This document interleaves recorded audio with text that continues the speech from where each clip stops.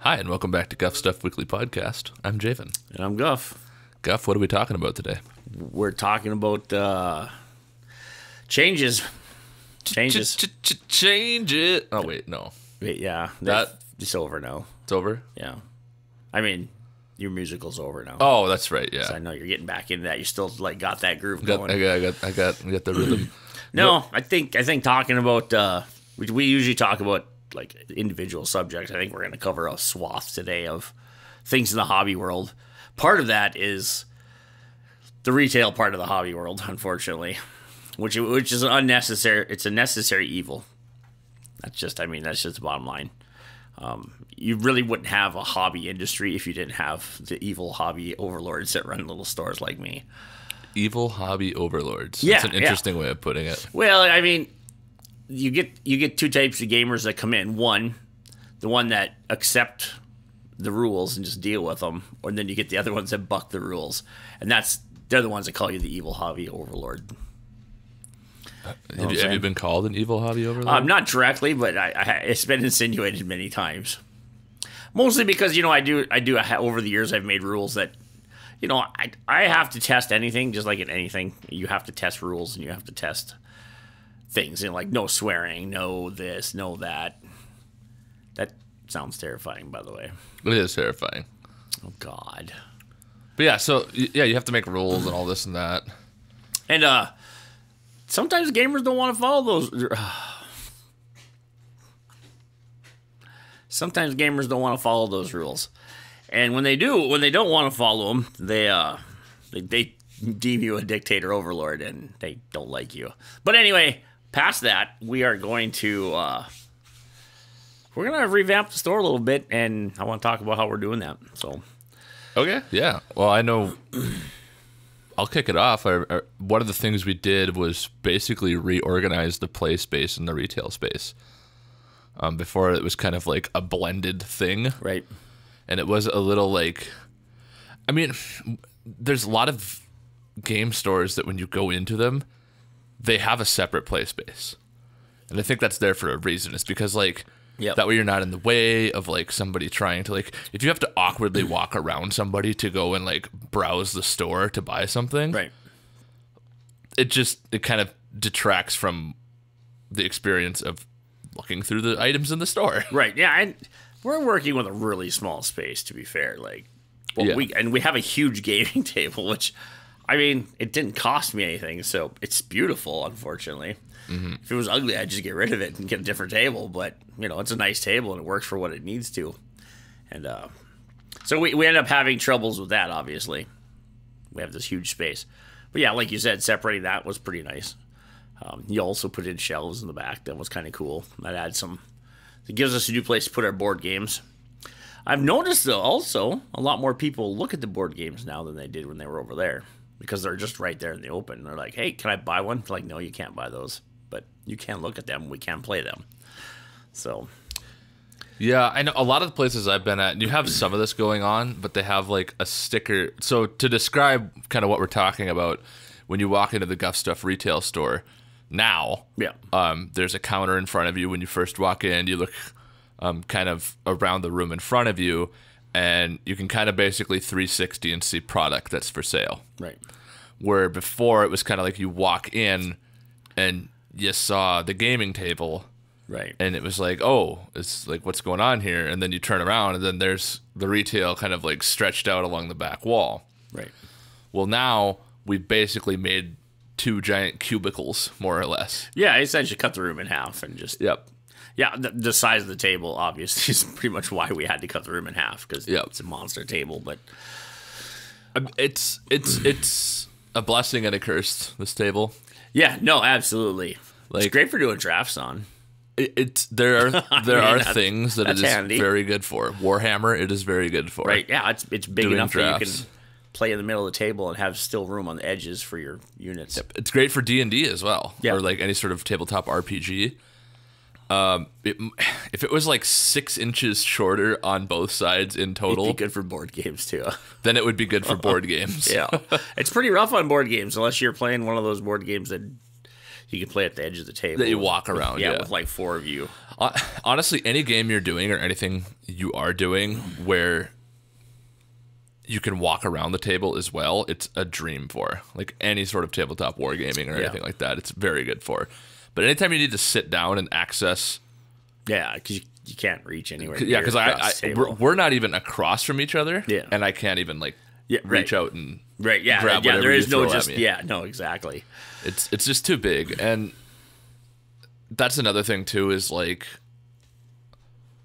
finding the right size or right scale of whatever you need to like fit the room is easier, I feel, than like trying to make the room fit the object. Yeah, no, absolutely. So yeah, anyway, I guess on to the what we're gonna do stage, I suppose, now that we've talked about the room a little bit. One, we're gonna have 3D printers in the back area. Yep. And with those, we're gonna either print minis or we're also gonna print I can't even think of the terminology I'm trying to think of, like covers, what is that? The facade? Is that a facade? A facade, yeah. A facade. We're going to use them to print parts for the facade for cabinets that we have, for countertops that we have. Or a fascia. Or a fascia, yeah. And it's just going to be using those, and we'll paint them up, and we'll make them look old and medieval and sci-fi, depending on which part of the store we go. Yeah, so it's to give like a cohesive example of this, it'll be like when you walk into the store or walk into the room. Yep. And a lot of these ideas we're talking about too can be applied to like your own gaming area if you have like a basement or a room that is like your dedicated area. Right. Change your man cave. Yeah. And then like, so dedicating like some resources to just making your area feel a certain way, or to have like to just put some effort into the decor, so to speak, can go a long way towards just making the experience of like playing a game better, or breeding creativity if you're a dungeon master looking for ideas. Just like having somewhere you can go that feels like a dungeon. Yeah. It feels great. And so that cohesive example is when you walk in now, we're going to have kind of a diorama against the wall. Yeah, just in the lobby. In the lobby, yeah. Whatever it's called, foyer, lobby, whatever it's called. Mudroom. We have mudrooms here. I don't know. It's a weird little room, but yeah. Yeah, it's a smaller room, and the idea is we're going to have a fascia of like brick, or a facade of brick made out of like XPS foam, kind of lining the whole wall so it looks like stone when you walk in. Yep. Kind of make it a cozy, kind of like you're walking into a dungeon cave. Yeah, thing. And then the lighting, it'd be fun to do like a fake sconce or braziers. Yep. And then get like the little tea light candles and put them in there and stuff like that. Yeah, it's and then like you said, we're gonna have dioramas on the wall. And you brought up a really good idea, having a modular so we can pull the diorama, just the whole chunk of a diorama out, and slide it in a new chunk whenever we decide we want to change it up. And the diorama, I think we're going to use them to kind of showcase what we play and what we're not, but what we are playing at the time, or what we can play. And I guess the ultimate goal is, because we're a small store in a very small town, and we have to do a lot of things to keep attention to the store, because we are a small store. The foot traffic isn't as high as a bigger town, basically. It would be nice to make this an experience to come to. Even if we only have, say, 10% of the product of a regular game store, because we're pretty small, like I said, we're pretty small, or even 20%. It'd be nice to say, oh, hey, I want to bring my kids back there. I got to go get my Aunt Ethel, and she's got to check this out. This is crazy. Yeah. You know, I have an aunt that would love walking into a cave. Like, that would be my aunt. Like, yes, I'm going to live there, you know? Well, the amount of creativity is, not to be cliche, but it's literally only limited by your imagination. Yeah. And thankfully, we have a very dedicated group of gamers, and most of them are like artsy-fartsy types. I mean, literally, there's like creativity just it's puking out of people around here. Yeah. So we're going to tap into that, and we're going to abuse the heck out of it, and it's going to be great. So I'm kind of excited. But yeah, the entry is going to be the getter. Like, you get them. That's the hook. It's the hook. Yeah. Then you walk in. Hopefully what we're going to do is the next part of the room when you walk in will be like an old tavern-ish workshop, maybe like a merchant house, whatever. Yeah. A place to go and buy your wares, and it'll be medieval themed. And then the farther back to the back end of the store you get, the more tech related it's going to start changing to. So it'll kind of go to like a cyberpunk and then into like a hard sci-fi. Right, yeah, hard sci-fi in the back, because that's where like the cooler is, the microwave, stuff all you can't hide in the all front. The appliances, so, yeah. So it we makes just a lot of sense. cover that up and make it look Necron-y, we're good to go. Yeah, and I've always liked the idea too of like you can do stuff with because we're thinking about the ceiling, right? Yep. And so like in the fantasy section, you could do like a crescent moon and some like stars and then some other stuff. And then as soon as you go to the cyber area, you can have like neon painted signs kind of thing going on. And then at the way back, you have like a deep field scan of like of deep space. Right. Yeah. That would be so cool. On the ceiling. So that kind of frames the tone as you walk along.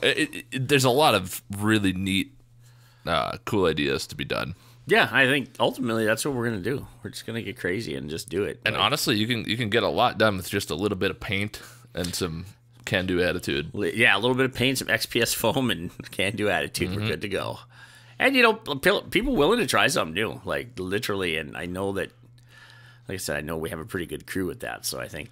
Yeah, I think it'll be a good like late fall winter project to like to really start. Yeah, well, right now, like I think the big problem is well, one, everybody's working, so that gets to be an issue. And a lot of people were out of town. You were involved in some stuff, my store manager has got another job because obviously I don't pay very well, so got to work somewhere, right? Yeah, I know, and it starts getting to be a little cool out. We can actually like not sweat to death while we're in here working. That's kind of nice too. Yeah. So, but yeah, that's where we're going. That's my goal is to work with. We got a guy that's going to work on some lighting. We're going to get a Raspberry Pi from him, or he'll show us where to buy one and whatever. But he's willing to do all the programming and all the lighting for us. So when we get back into the tech area and we start putting micro LEDs in the ceiling, we're going to do it. We could add all those little micro LEDs and the little crescent, the little star field like you want. Yep. And he can set it up so the lighting can change colors and based on whatever we want or whatever session we're on. We're playing stars with a number controller. Yeah. We're going through hyperspace. Maybe the lights are flickering. Whatever. Yeah, and like and the funny thing about that too is like, you don't even need like a Raspberry Pi to do something like that. You can just take an old computer that you have laying around. Yeah, absolutely. Like, I guess one of the things to talk about is like doing something with your space as far as making it more creative can be as simple as just, for one, hanging pictures is a big deal. Like just having something on the wall to visually like be stimulating mentally. Yeah. I noticed that once we hung up these pictures behind where you're sitting right now on the gaming table here, everybody looks at it. Everybody. Everybody's like, oh, what the heck? Star Wars, what is that picture up there in the corner? Yeah, and there's pictures that are like good for ambience, and then there's pictures that are good to like just like, draw like a tapestry on the back wall that you could look at. You're like, oh yeah, I know that guy. I know that guy. Holy smoke! You have every Star Wars figure on the wall. Yeah, we have them all. Pretty much, yeah. It's pretty cool. At least all the important ones. I'm sure Yoddle's in there, so yeah, that's true. It's everybody, even the people who are just randos. The random people that walk in, just, I've never been here before. Oh, that's pretty cool. You had an old guy come in a couple days ago, and he's just like, oh, well, that's some pretty cool, interesting stuff. I'm sure the interesting stuff was, pointed towards the Tyranids on the wall, but, I think that he thought the Star Wars thing was kind of cool, and the rest of the pictures, he was like, that's pretty interesting stuff you got there. Yeah. I'm like, interesting is like creepy, or, cause you look at the Tyranids, or even the orc over here, it does look a little creepy, but yeah, he's an older guy, whatever. He says, oh, that's good, it's nice. So, and we have like a memorial for a friend of ours. Yep. And unbeknownst to me, we've had actually people come in that I didn't know personally, that knew who he was. Oh yeah, That's been really cool. That's happened twice now. Yep. Just random people walk in, never met him before in my life. Is that Emerson? Yeah, they know who like, they know who it is. I know who that guy is. Yeah. I'm like, really? Wow, of course everybody knew him, but so yeah, I guess that's we got like as Javan was saying though, you don't need to have anything fancy. Use what you got, work with what you got. Like we're literally, my daughter was talking about a couple days ago or last night maybe it was. How do we do paper mache? Why? Well, because we can use that as a foundation to build up because it's cheap. You use glue and newspaper and you just build out. Well, yeah, and literally all it is like just ripped up old scrap paper or notebook paper and plaster of Paris. That's about it. Yeah, and you just build out, and then afterwards we can do the fine details with whatever medium with clay or something that won't cost us an absolute fortune to use. Yeah, and then like scrap wood and stuff like that. Mm-hmm. I mean, the tools with woodworking is probably a limiting factor. Yeah. Well, I mean, but we brought this up before too. In a lot of bigger cities, they have what's called maker spaces. Yep. Where you just pay a rental fee, or you can pay to go in and just do a project. You can use the tools that are there. You just clean up when you're done, and you're out. Right. Don't be afraid to like go out and try some of that stuff because, quite honestly, if you have a vision for something, you might even meet people that know what they're doing and can help you. Yeah. No, absolutely, absolutely. I've actually ran into quite a few people that, hey, I have this and that or whatever. It's like something broke in my vehicle. Well, I don't want to do it for you, but you come over to my house and you can use my tools and figure it out. Mm-hmm. But I'll be there to help you, to make sure you're not going to kill yourself. Yeah, I'm not going to do it, but I'm willing to. But I'm willing to be there with you and guide you through it. Yeah. I don't want to lay on the ground anymore. I'm too old for this crap. But yeah, that's where I was going with that somewhere. Oh well. But yeah, I mean, I think all in all, it's been a pretty exciting mood in the store ever since. I think ever since we rearranged, basically. Yeah, I think once we decided we were getting serious, and just got a little more serious about everything, everything's got a little better. Yep, and I know once we get the last of the shelving in, that should basically wrap up the organization part. Yeah, because we've definitely stalled out a little bit because of lack of places to put things at the moment. Yeah, well, that and it honestly just got busy. We all got busy with our own life things, real life things too, not just game store. Unfortunately, not everybody that you hear we talk about works full time at this game store. Yeah. Otherwise, this would be going way better. We wouldn't even probably be talking about it because Yeah. But yeah, no, we got to bring some shelving in still, so we can do the shelving on the back wall by the printers. Get all the printers hooked up. Maybe even get your printer in here, and then just go. Yeah, stuff. I mean, I 100% agree. So anyway, I don't know. I'm trying to think of anything else I can add to this. This just might be a shorter episode too. Yeah, just an update for the shop. Yeah, more or less. Yeah, that's what we're doing. We're just gonna design and make it cool. This will be one of those new Blitz episodes we're talking about. There you go. That works. Alrighty. Well, I guess we'll catch you in the next one. Later.